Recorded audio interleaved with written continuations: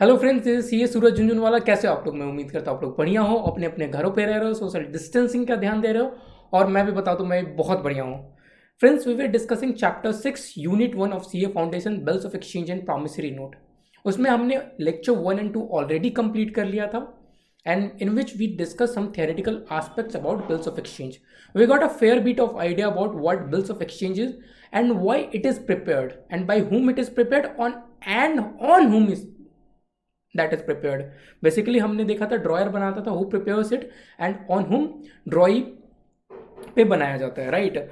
So basically bills of exchange and promissory note हमने देखा था दो पार्टी हो सकता है, एक सेलर एक बायर, जहां पे लेट्स से एक सेल और परचेज का ट्रांजैक्शन हो रहा है, सेल और परचेज का ट्रांजैक्शन हो रहा है। Now it is the obligation of buyer to pay the amount. It is the obligation of buyer to pay the amount. अब उसमें क्या हो सकता है, या तो इंस्टेंट पेमेंट हो जाए, या तो क्रेडिट में ट्रांजैक्शन होगा।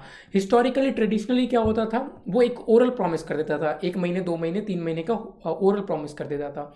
बट अगेन अगर ओरल प्रॉमिस करता था तो जो सेलर था, जिसे पैसा लेना रहता था, उसे बहुत डिफिकल्टी आती थी।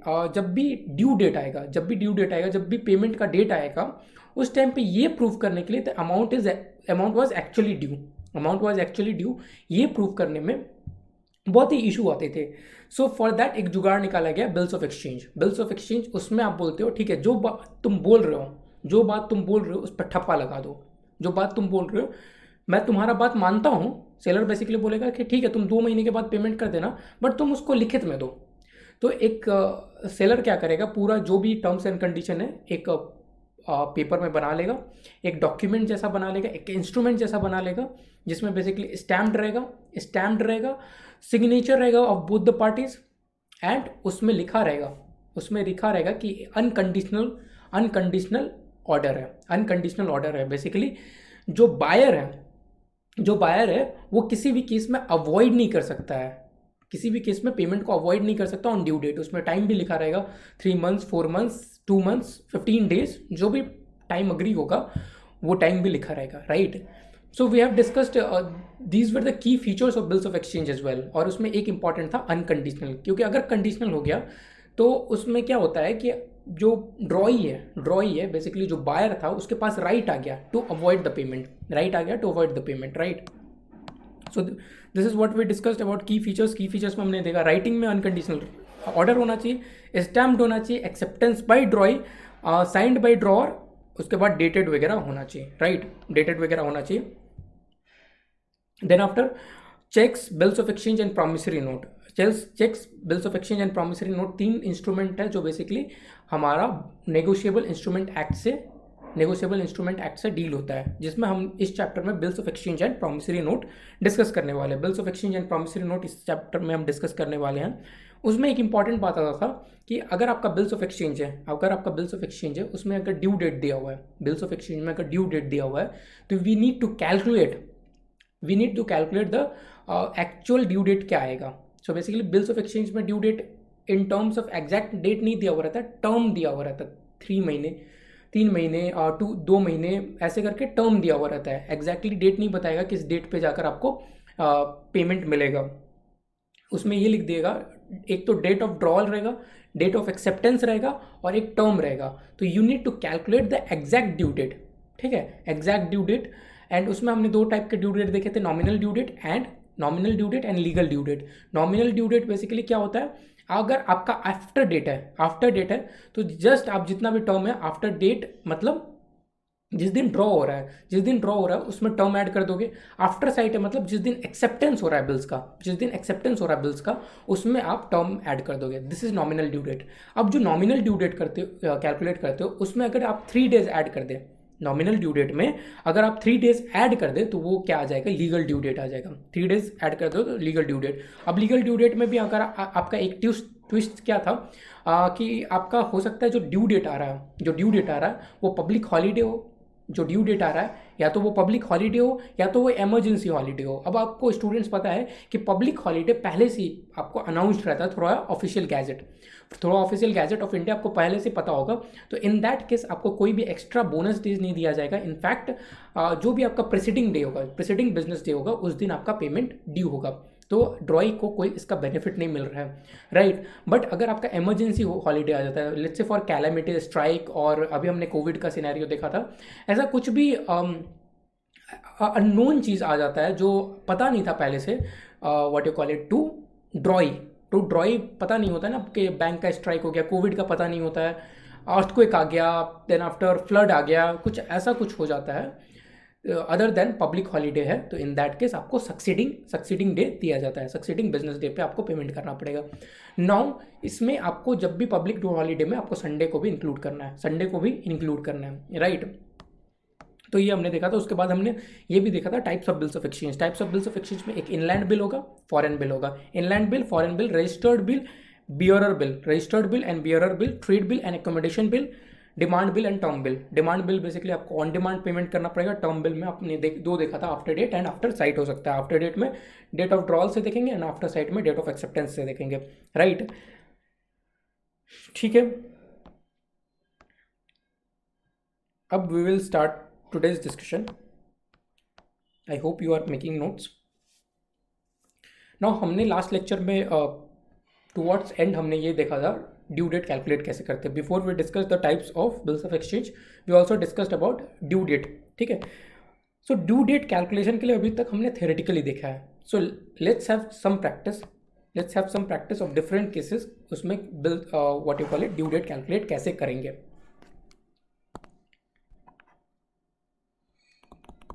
This is basically examples calculation of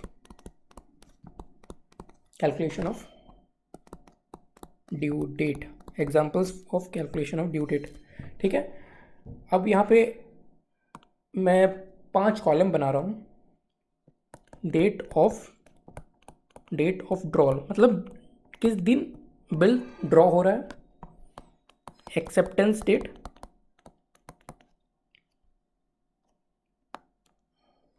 अब ये 2 अलग अलग डेट क्यों रेलिवेंट होता है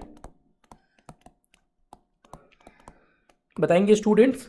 ये अलग अलग डेट क्यों रेलिवेंट होता है? ऑफ कोर्स आपका अगर आफ्टर डेट बिल है तो डेट ऑफ ड्रॉल रेलिवेंट होता है, और अगर आपका बिल आफ्टर साइट है तो एक्सेप्टेंस डेट रेलिवेंट होता है। तो you need to know both the dates as per the type of bill, ठीक है। अब टाइप ऑफ बिल यही होगा, आफ्टर डेट है या आफ्टर साइट है। नाउ टर्म कितना दिया हुआ है एंड ड्यू डेट, ये आपको कैलकुलेट करना है। ड्यू डेट आपको कैलकुलेट करना है। आपको 4 इन्फॉर्मेशन दिया जाएगा, कॉलम 1 to 4 का इन्फॉर्मेशन आपको पता रहेगा, आपको ड्यू डेट कैलकुलेट करना है। नाउ अगर आपका डेट ऑफ ड्रॉल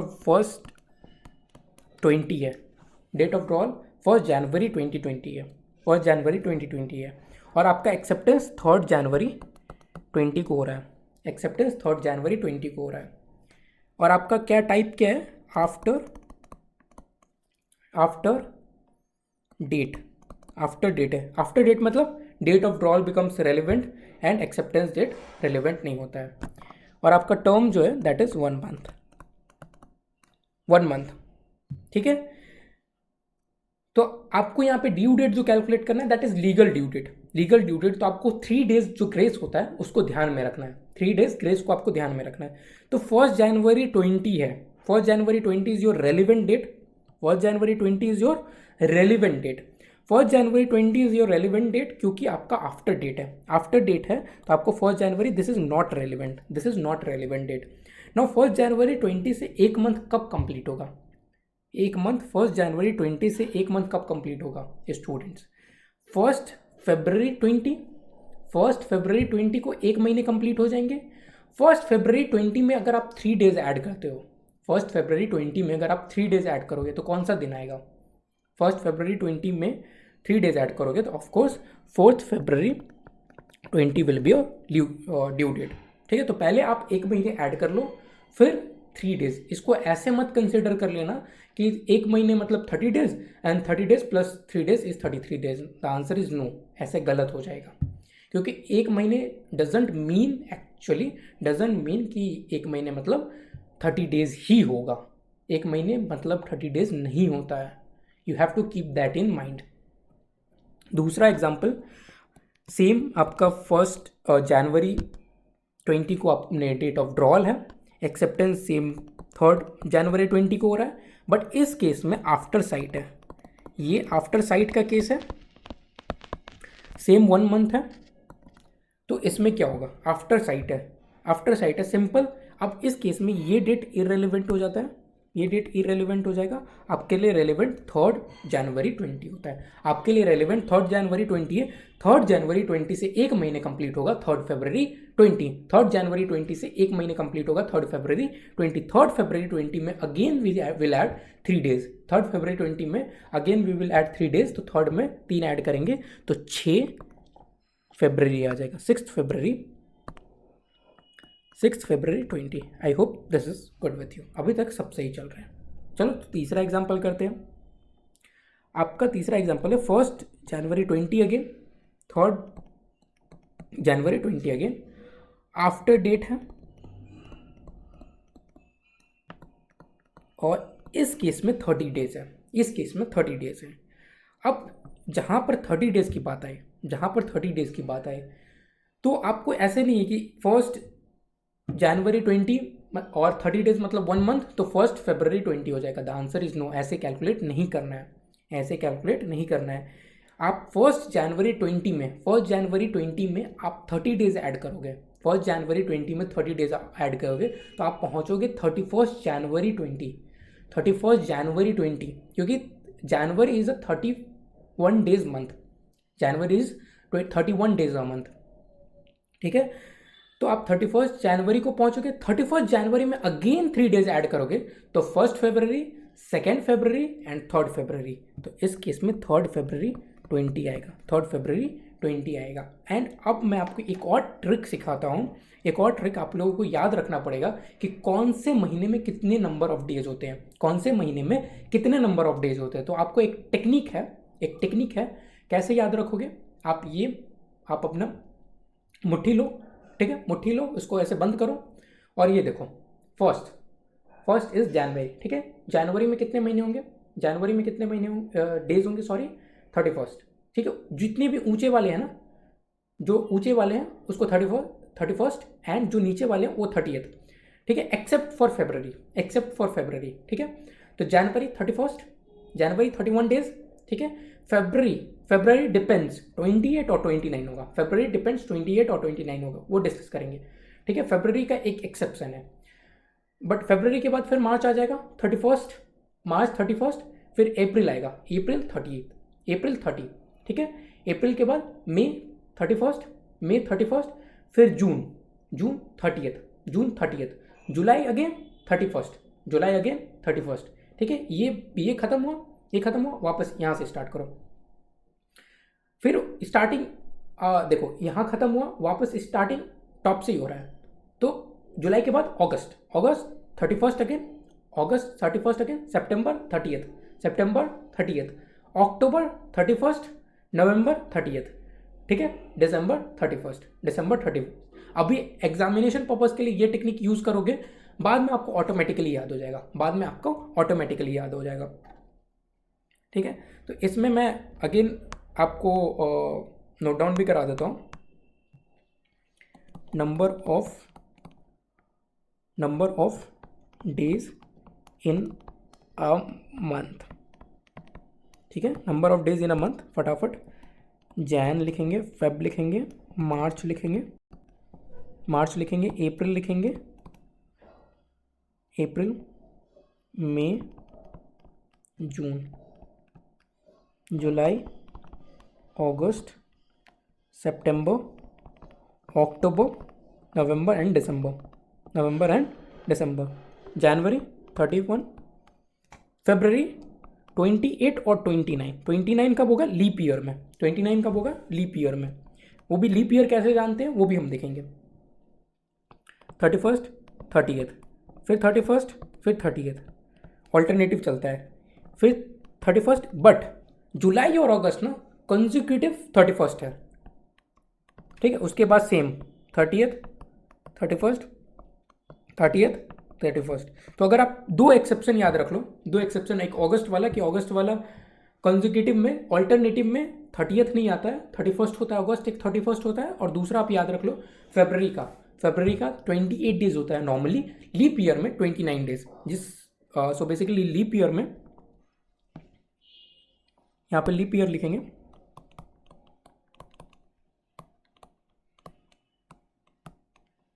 लीप ईयर में 1 ईयर इक्वल्स टू 366 डेज है ना। नॉर्मली क्या होता है, नॉर्मली एक साल में 365 दिन होती है, एक साल में 365 दिन होते हैं, तो एक एक्स्ट्रा डेज होता है लीप ईयर में, एक एक्स्ट्रा डेज होता है लीप ईयर में। That's why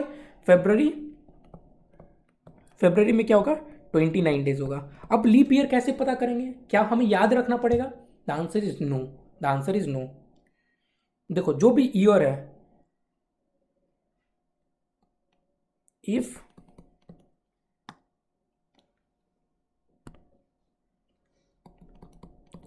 year is perfectly divisible by 4 without any decimal,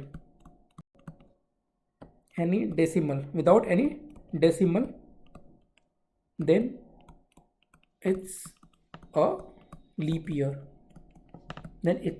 it is a leap year। अब leap year कैसे, example 2017 divided by 4, 2017 divided by 4, तो ये क्या आएगा 504.25 समथिंग ऐसे आएगा, 504.25 ऐसे करके आएगा। This is not exactly divisible by 4, इसमें डेसिमल आ रहा है, not a leap year, not a leap year. और आप इतना भी नहीं करो, सीधा लास्ट 2 डिजिट ऑफ ईयर, सीधा लास्ट 2 डिजिट जो है ना उसको डिवाइड करके देख लो, लास्ट 2 डिजिट को डिवाइड करके देख लो। फॉर एग्जांपल 2020 है, 2020 का लास्ट 2 डिजिट क्या है, 20 है, 20 को 4 से डिवाइड कर लो, या तो पूरे को डिवाइड कर लो या तो लास्ट 2 डिजिट को भी डिवाइड कर लोगे तो चलेगा, लास्ट 2 डिजिट को भी डिवाइड करोगे तो चलेगा, ठीक है। इस केस में क्या आएगा 505, this is exactly divisible, this is exactly divisible, therefore this is a leap year, और इसमें क्या होगा 366 डेज होगा, 366 डेज होगा। और इस केस में फरवरी में आपको 366 डेज कंसिडर करके आपको 29 डेज फरवरी में लेना पड़ेगा। तो आपको ये भी पता चल गया कि कौन से महीने में कितने नंबर ऑफ डेज होंगे, कौन से महीने में कितने नंबर ऑफ डेज होंगे। एक बार और रिवाइज करेंगे, जनवरी 31, फरवरी डिपेंड्स 28 और 29, मार्च 31, अप्रैल 30th, May 31st, June 30th, July 31st, August 31st, September 30th, October 31st, November 30th and December 31st, ठीक है, दिसंबर 31st। उसके बाद नेक्स्ट एग्जाम्पल पे आते हैं students. 3rd March 20 again after date 2 months, 2 months। तो 2 महीने कैसे कंसिडर करेंगे, 2 महीने कैसे कंसिडर करेंगे, देखो पहला, अब ये आफ्टर डेट है तो ये तो इररिलेवेंट हो गया, 1 जनवरी 20 से देखना है, 1 जनवरी 20 से 2 महीने कब कंप्लीट होगा, 1 मार्च 20 को 2 महीने कंप्लीट हो जाएंगे, 2 महीने एग्जैक्टली 2 महीने। इसमें आपको again to be very precise and to remind you कि आपको 2 महीने मतलब 60 डेज नहीं देखना है, 2 महीने सीधा जंप मारो, 2 महीने का जंप मारो। तो आपका पहला महीना कब कंप्लीट होगा 1 फरवरी से फिर 1 मार्च को आपको एक और महीने कंप्लीट हो जाएगा। 1 मार्च से आप 3 दिन ऐड कर दोगे तो 4 मार्च आपका आ जाएगा, 20 will be the due date, 4 March 20 will be the due date. उसके बाद अगेन स्टूडेंट दूसरा एग्जाम्पल कंसिडर करते हैं। 1 जनवरी 20, 3rd March 20 after date again ये डेट इररिलेवेंट हो जाएगा।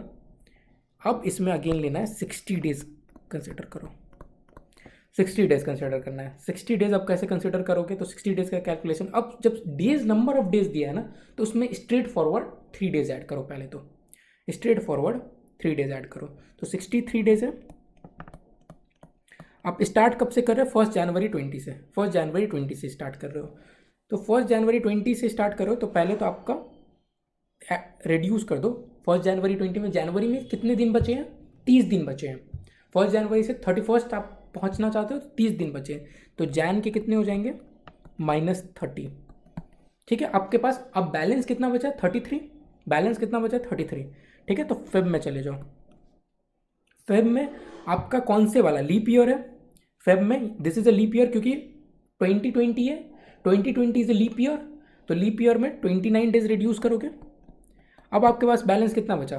63 में से आपने 59 रिड्यूस कर दिया। 59 रिड्यूस करने के बाद आपके पास 4 डेज बचा, तो मार्च का आप 4 दिन ले लो, तो 4 March 20 will be your 4 March 20 will be your due date. I hope you are fine with this. I hope you are fine with this. 4 March 20। दो देखो, दोनों का आंसर सेम आ रहा है, दोनों का आंसर सेम आ रहा है। 2 महीने भी आपने लिया तो 4 मार्च ही आ रहा है, एंड 60 डेज भी आपने लिया तो 4 मार्च ही आ रहा है। बट दैट डजंट मीन कि 2 months is equals to 60 days. It is just a coincidence, it is just a coincidence. ठीक है, आगे बढ़ते हैं दूसरे एग्जाम्पल की ओर, आगे बढ़ते हैं दूसरे एग्जाम्पल की ओर। 28 जनवरी 17, 28 जनवरी 17। ठीक है, और ये है आफ्टर डेट। ठीक है, आफ्टर डेट दिया हुआ तो अब ये नहीं भी देंगे तो चलेगा, नॉट एप्लीकेबल छोड़ देते हैं। ठीक है, ये आफ्टर डेट है और 1 महीने का है, 1 month का है। तो 28 जनवरी से 1 महीने कम कंप्लीट होगा, 28 फरवरी, 28 फरवरी। अब फरवरी से फिर आप 3 दिन ऐड करोगे तो 1 मार्च, 2 मार्च एंड 3 मार्च। वेरी सिंपल, 3 मार्च 17। ठीक है, अब दूसरा और केस लिए आते हैं, इसको थोड़ा कॉम्प्लेक्स बनाते हैं। 29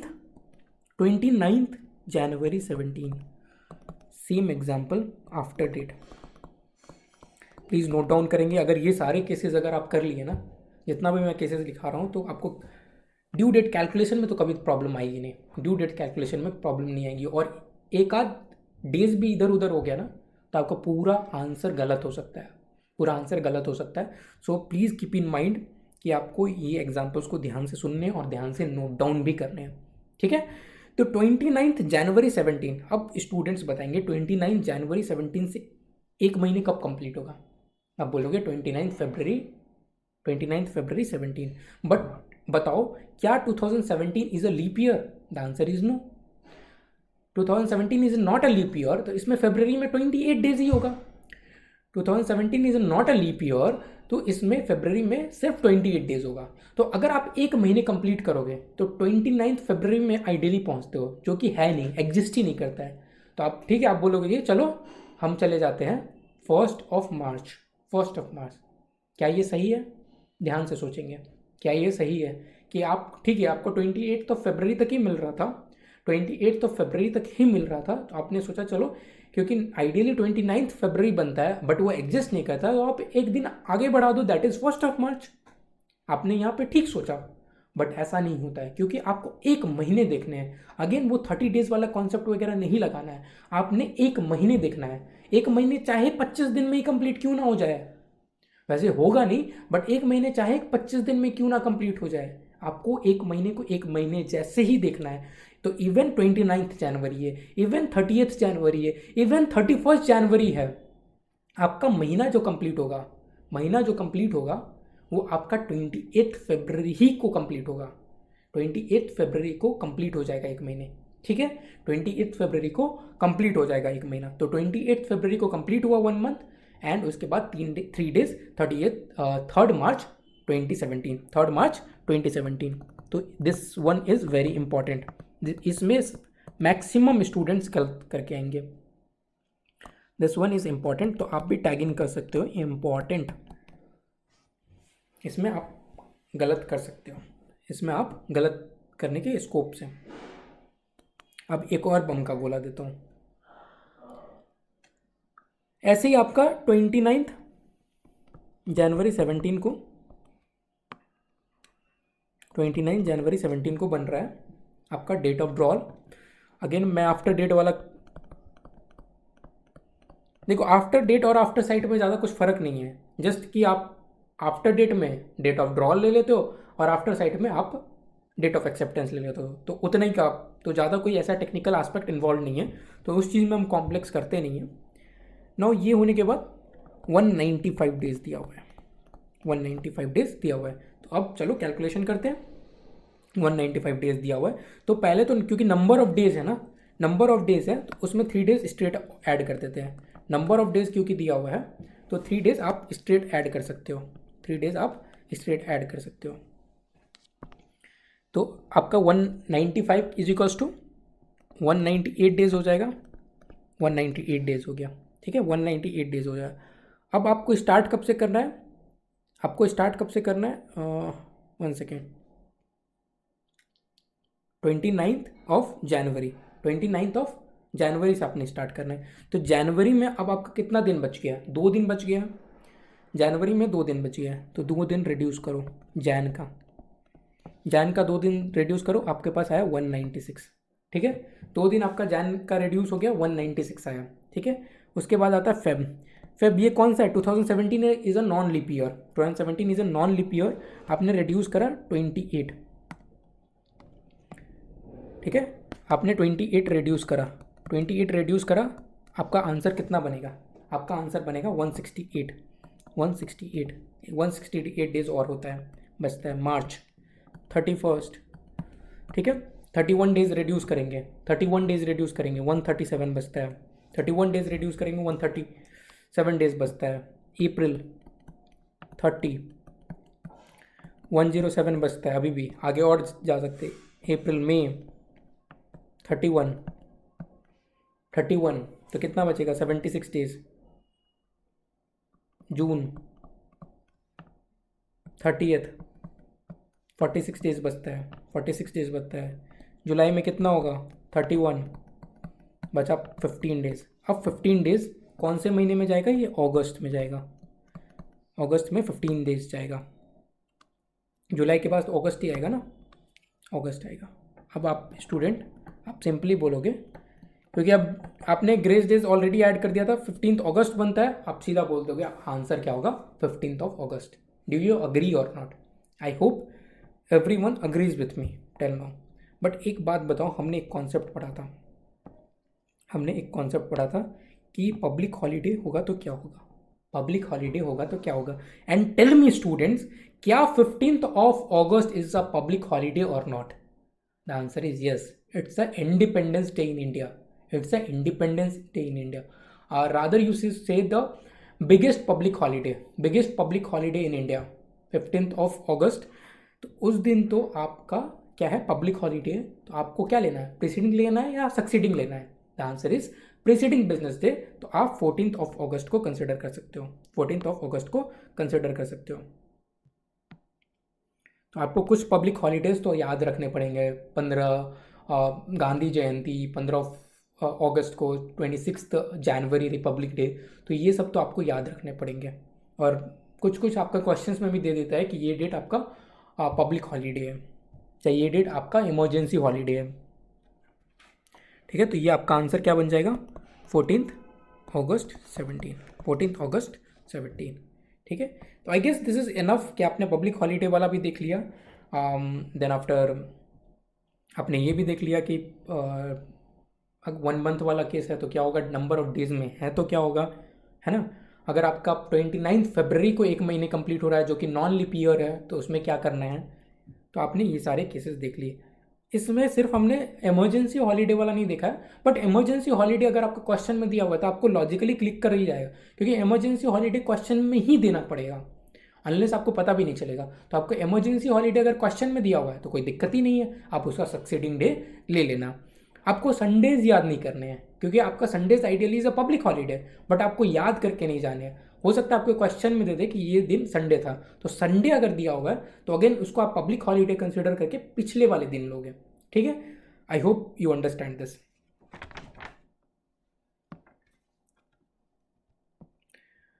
तो अब क्योंकि हमारा ड्यू डेट का भी प्रैक्टिस हो गया, हमने काफ़ी सारे थेरेटिकल एस्पेक्ट भी देख लिए। Now it is important to understand accounting aspect. Accounting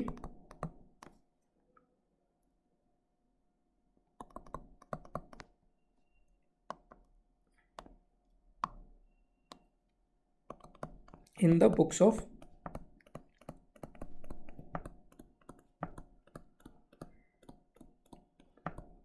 accounting in the books of drawer and drawee.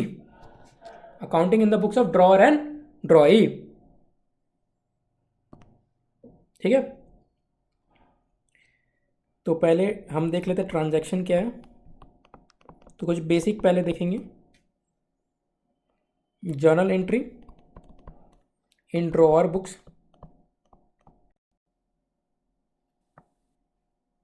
Journal entry in ड्रॉई books. ड्रॉई basically जिसने पैसा देना है, ड्रॉअर जिसने पैसा लेना है। राइट स्टूडेंट्स, है ना।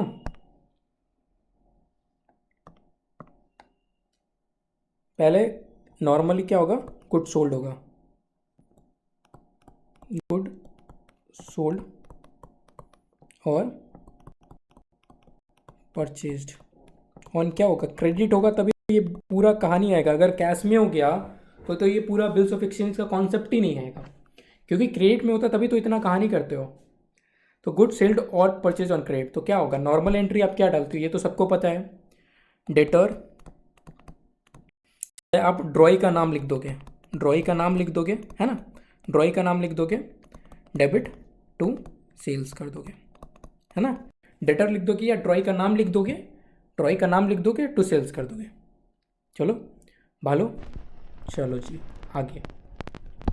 ये भी परचेज का एंट्री डाल देगा खुशी खुशी, टू क्रेडिटर या ड्रॉअर का नाम लिख देगा। यहां तक सब बढ़िया चल रहा है, यहां तक सब बढ़िया चल रहा है।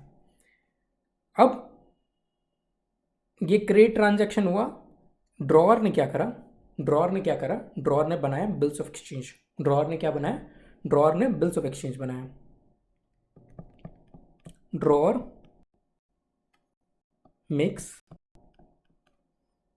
मैं लिख रहा हूँ बिल्स ऑफ एक्सचेंज, मैं शॉर्ट में लिख रहा हूँ, किसी स्टूडेंट को दिक्कत आएगा तो प्लीज फुल फॉर्म लिखना। Drawer makes bills of exchange and sends for acceptance. अब ये इंफॉर्मेशन सिर्फ अभी ड्रॉअर को पता है, ड्रॉअर ने बनाया और भेज दिया है, ड्रॉअर ने बनाकर भेज दिया। तो जैसे ही भेजेगा ना वो एक एंट्री डाल देगा, जैसे ही भेजेगा वो एक एंट्री डाल देगा। क्या एंट्री डालेगा, बिल्स रिसीवेबल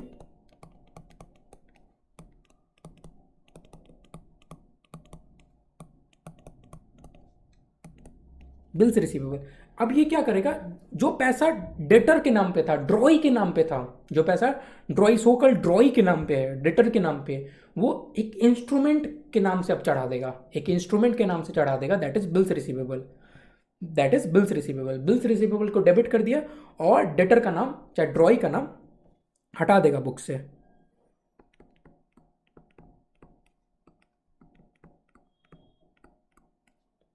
है ना। बिल्स रिसीवेबल तो ड्रॉअर या ड्रॉई का नाम हटा देगा, ड्रॉई का नाम हटा देगा। ठीक है, आगे बढ़ते हैं।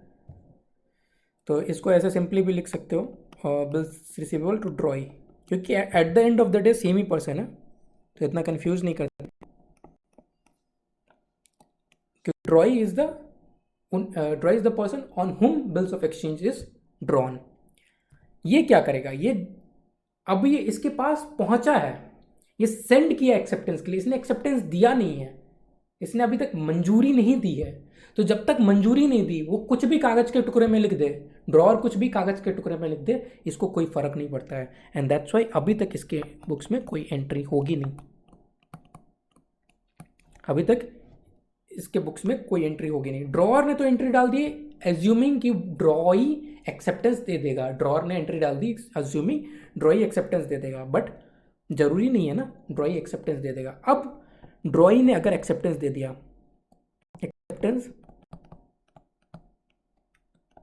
बाय ड्रॉई, एक्सेप्टेंस बाय ड्रॉई, तो क्योंकि ड्रॉअर ने ऑलरेडी एंट्री डाल लिया था, तो नो एंट्री।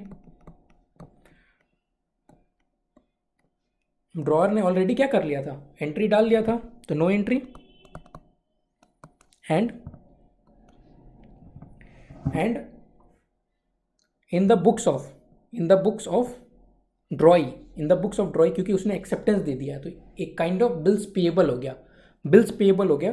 तो ड्रॉअर को दे रहे हैं ना अपन, तो drawer debit to bills payable, drawer debit to bills payable. ठीक है, क्योंकि इसके लिए लाइबिलिटी, वो डॉक्यूमेंट क्या है, एक काइंड ऑफ लाइबिलिटी है। दे किसके रहे हो, ड्रॉअर को दे रहे हो, राइट। नाउ ये तक तो अभी प्रोसीजरल एस्पेक्ट हुआ, अभी तक सब कुछ खुशी खुशी चल रहा है। ये प्रोसीजरल एस्पेक्ट था और ये सब कुछ खुशी खुशी चल रहा है। तो ये हो गया सम बेसिक एंट्रीज।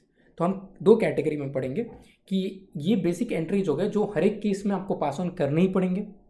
अब यहाँ पे कुछ स्टूडेंट्स का ये भी क्वेश्चन आ सकता है कि यहाँ पे एक्सेप्टेंस अगर नहीं देता ड्रॉई,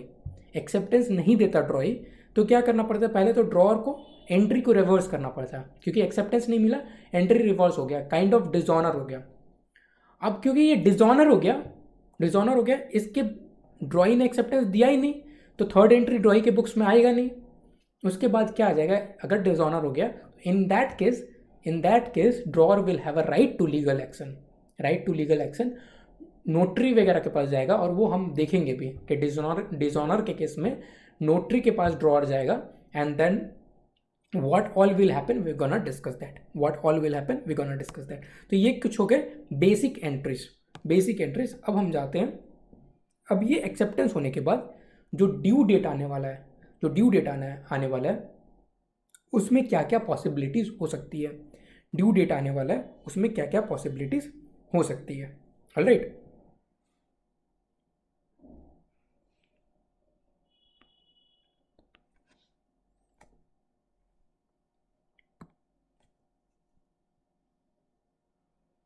Now drawer is in possession of bills of exchange। Drawer के पास बिल्स ऑफ एक्सचेंज का पोजेशन आ गया। these are the possible actions। तो अब मैं ये चाहता हूँ कि आप लोग यहाँ तक पहले तो रिवाइज कर लो, कि हमारा ड्यू डेट कैसे कैलकुलेशन होता है और basic entries. I just don't want to give you a information overload, क्योंकि यहाँ से थोड़ा टेक्निकल होने वाला है, हल्का, नॉट वेरी मच, हल्का टेक्निकल होने वाला है। तो I just want you guys to have a hold of all the theoretical aspect, and then due days का calculations and the basic entries. And in the next lecture we will again go ahead and discuss कि यहाँ से क्या possible actions हो सकता है। मैंने ये लाइन लिखा दिया ताकि आपको एक फ्लेवर पता चले कि नेक्स्ट क्लास में होने क्या वाला है, नेक्स्ट लेक्चर में क्या होने वाला है। ठीक है, मिलते हैं नेक्स्ट लेक्चर में। Thank you so much, bye bye, take care.